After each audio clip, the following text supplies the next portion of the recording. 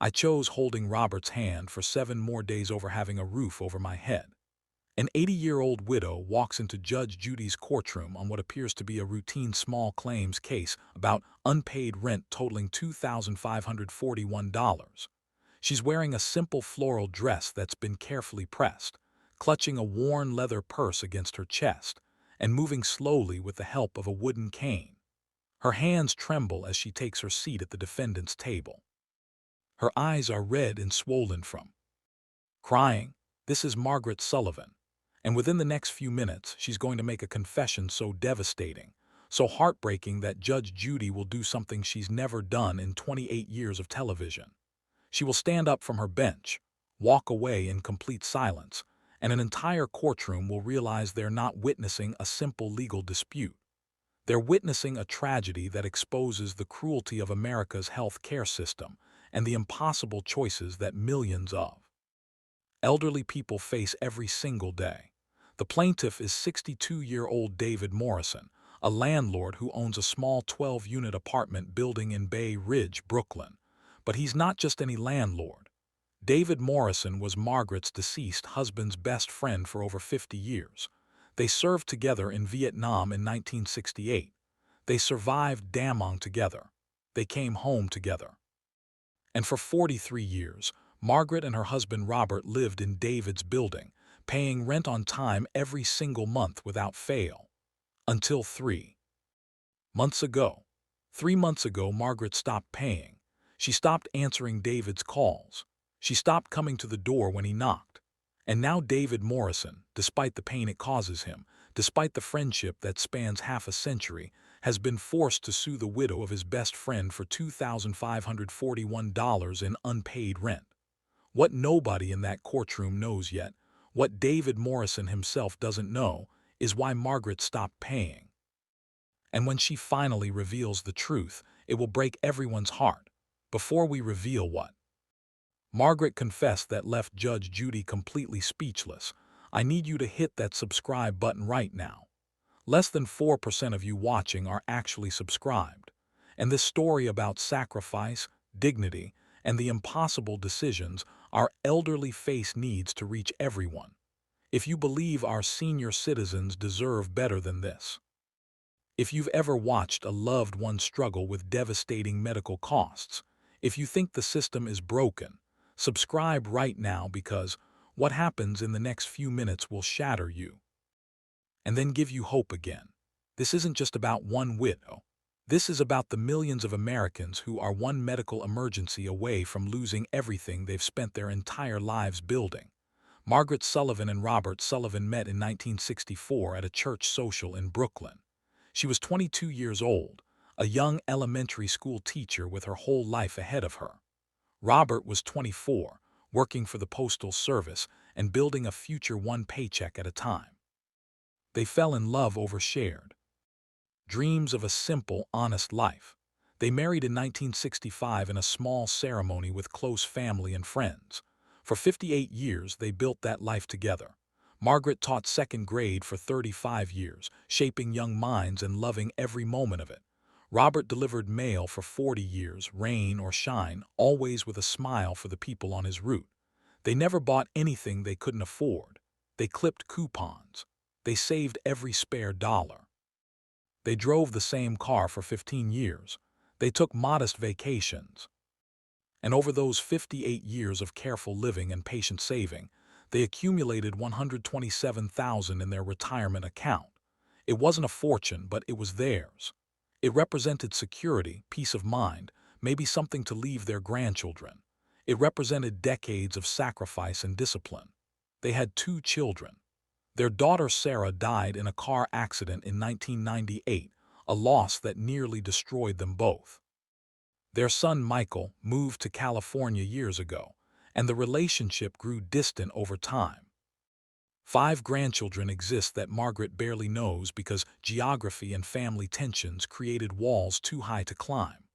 But Margaret and Robert had each other, and in their rent-controlled one-bedroom apartment at $847 a month, surrounded by photos and memories of 58 years together, they were content.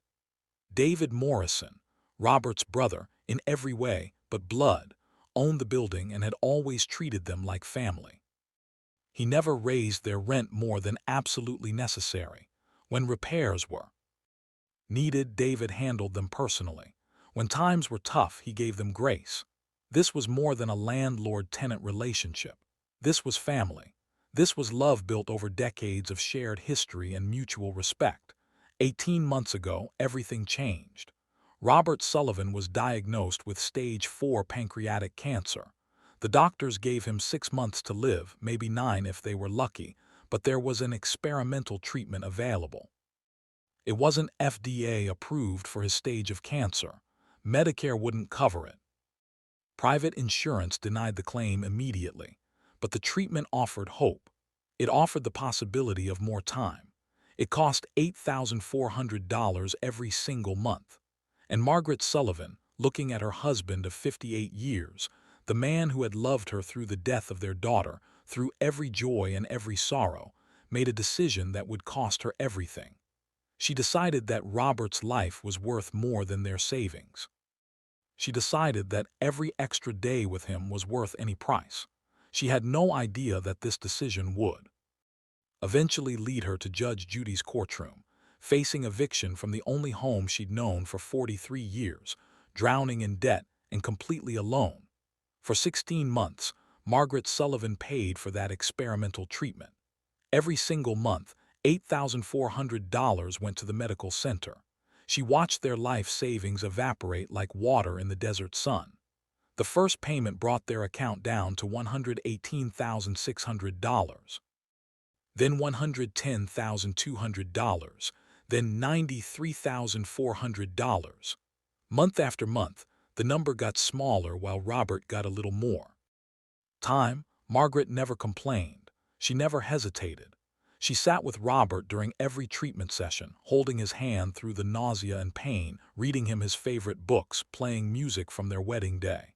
She made sure he was never afraid, never alone, never doubted for a single second that he was worth every penny. After 8 months, the savings account hit zero, completely empty. 58 years of careful saving gone. But Robert was still alive, still fighting, still squeezing her hand every morning. When he woke up, so Margaret did what millions of desperate Americans do when medical bills exceed their means. She started using credit cards. 5 different cards applied for and approved based on her decent credit score and teaching pension. She maxed them out one by one. $5,000 on the first card, $8,000 on the second, $7,000 on the third.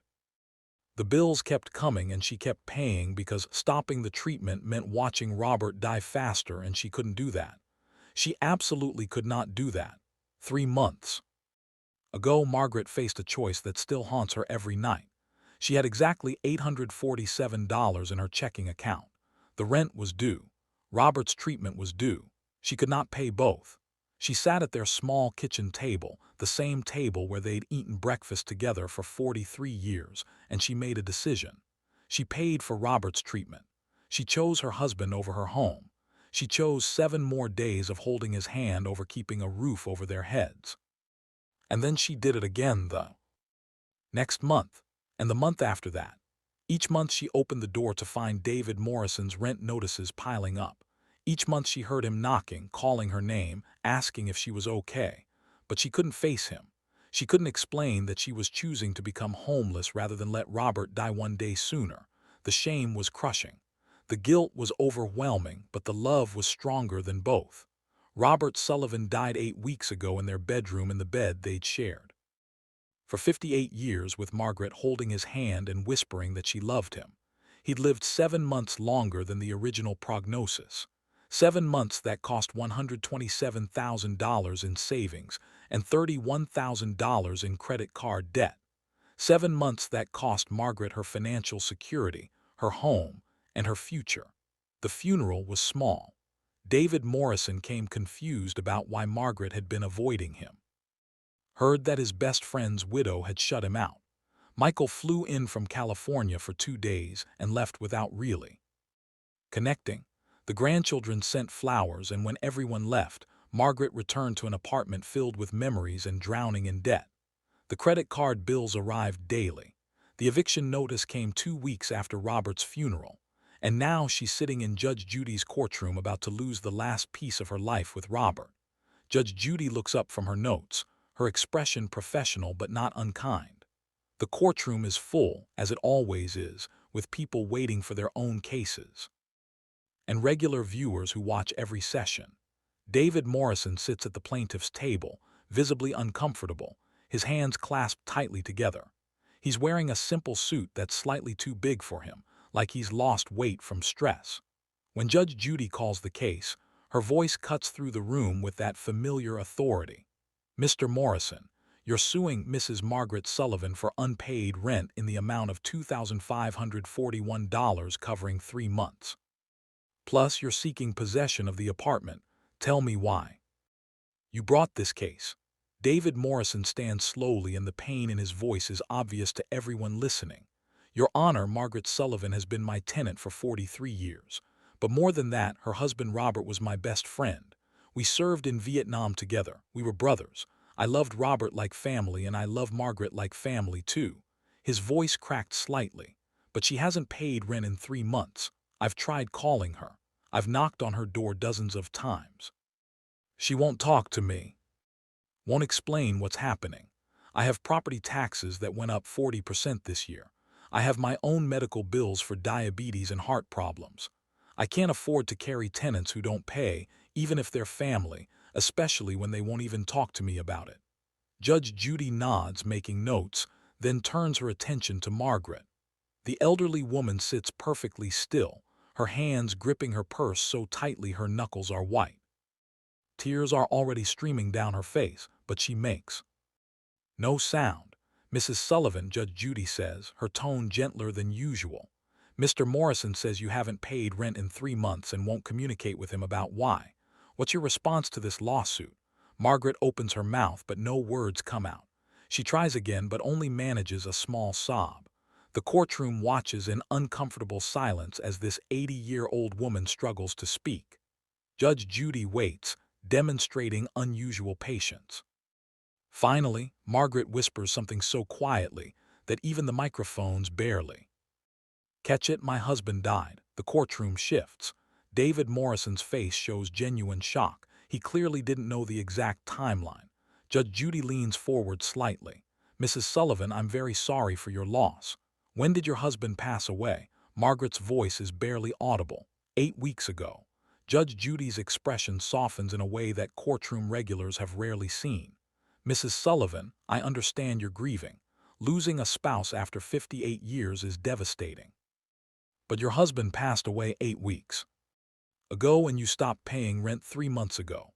That means you stopped paying before he died. I need you to help me understand what happened 3 months ago that made you stop paying your rent." Margaret's tears fall faster now, dropping onto her clasped hands. She takes a shaky breath, and when she speaks, her voice trembles but grows stronger with each word. "Your Honor, my Robert was diagnosed with stage 4 pancreatic cancer 18 months ago. The doctor said he had 6 months to live, maybe 9 if we were very lucky. But there was a treatment, an experimental treatment that might give him more time. It wasn't FDA approved for his stage. Medicare wouldn't cover it. Our insurance denied the claim, but it might work. It might give us more time together." She pauses, gathering strength. "That treatment cost $8,400 every single month.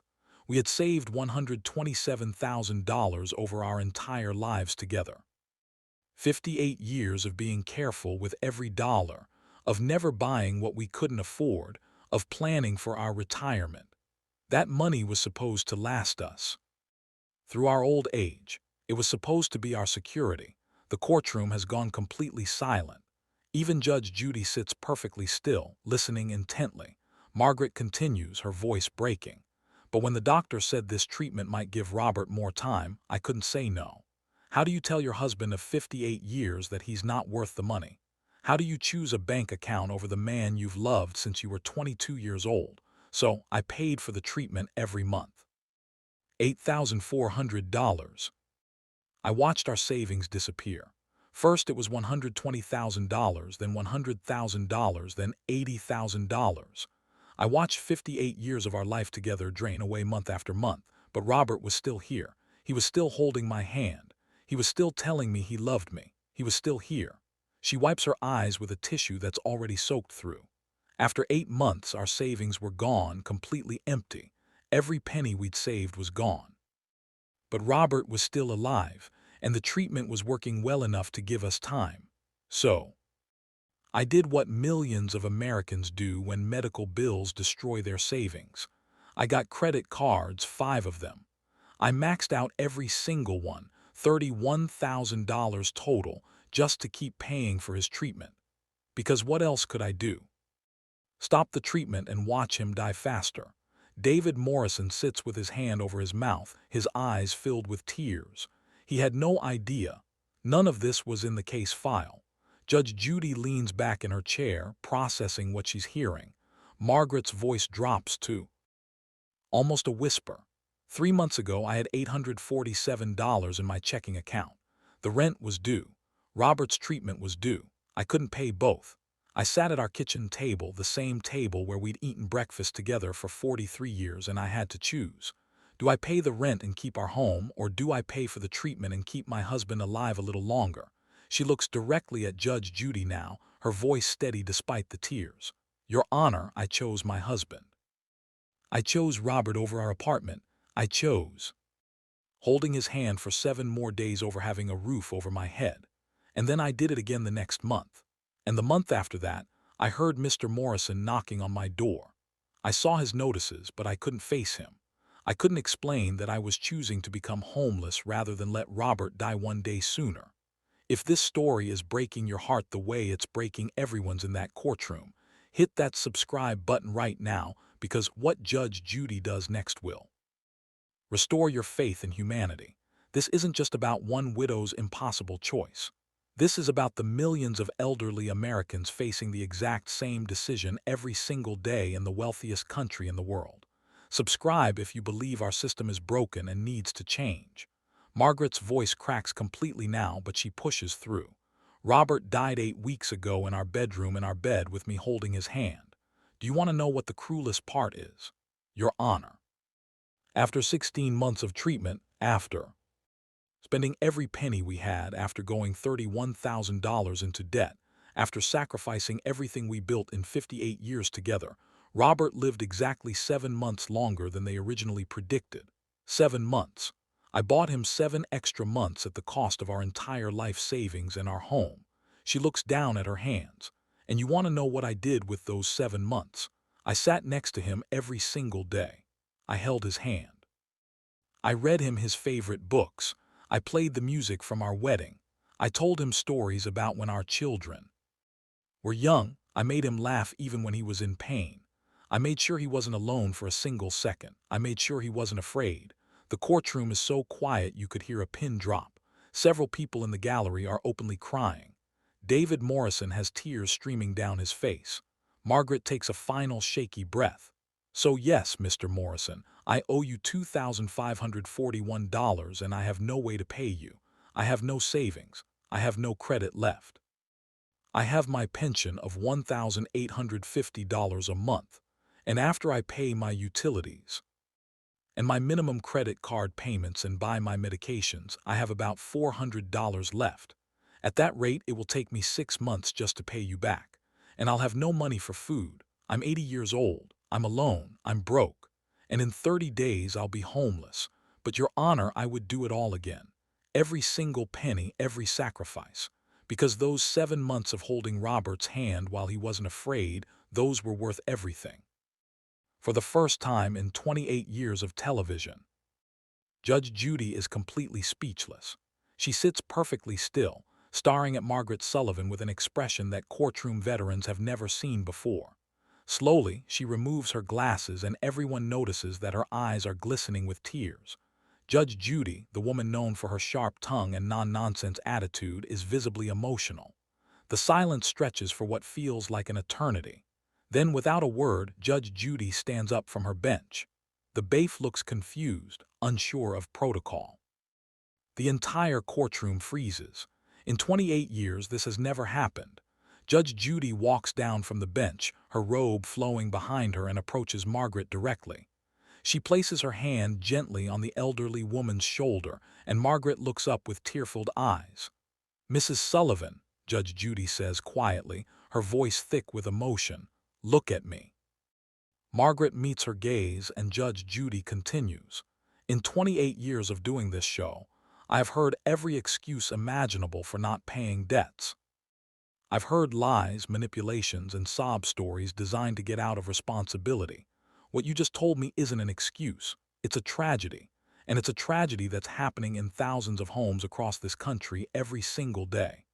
Judge Judy turns to face David Morrison, her voice regaining some of its familiar strength.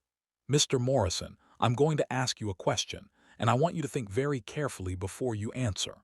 If Robert Sullivan was sitting here instead of his widow, if your best friend from Vietnam was the one who had gone into debt to save Margaret's life, and he came to you and said, 'David, I spent everything to keep her alive and now I can't pay rent,' what would you have done?"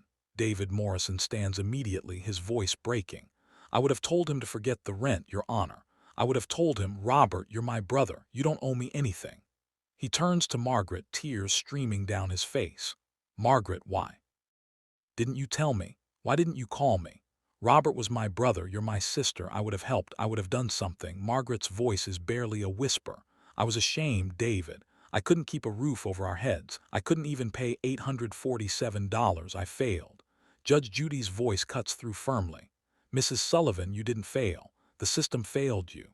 A country that forces an 80-year-old woman to choose between her husband's life and her home has failed. A healthcare system that makes life-saving treatment available but not affordable has failed. You didn't fail anyone. You loved your husband enough to sacrifice everything. And that's not failure. That's the kind of love most people only dream about." David Morrison walks over to the defendant's table and does something completely unexpected. He rips up the lawsuit papers right there in front of everyone. "Your Honor, I'm dropping this case. Margaret doesn't owe me anything. She never did. I should have checked on her. I should have known something was wrong when she stopped answering.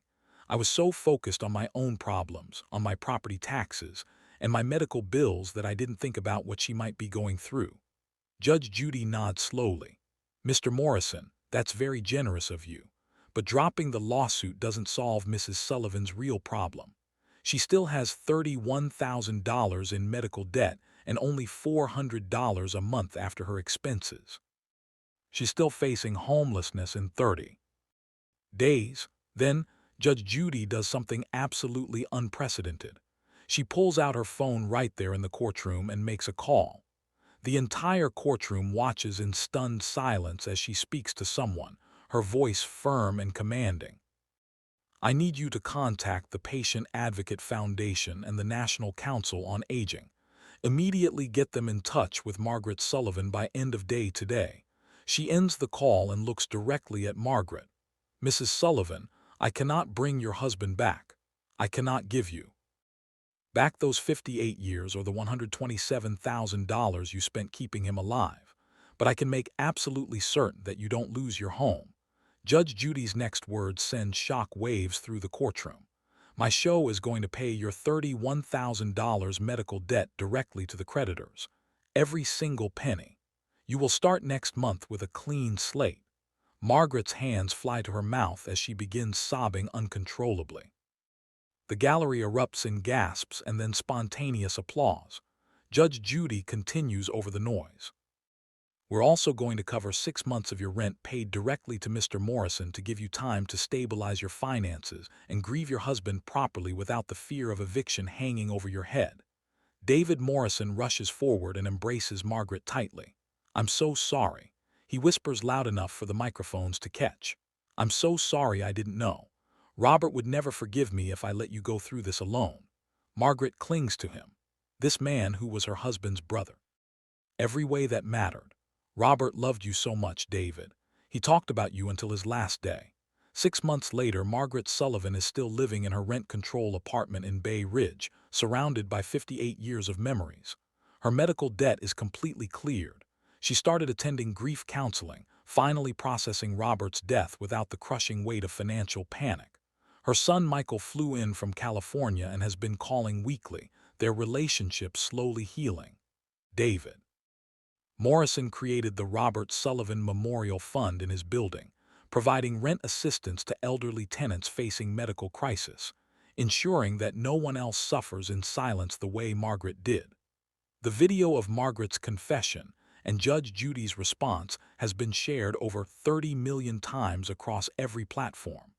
Thousands of people commented, sharing their own stories of medical debt destroying their families.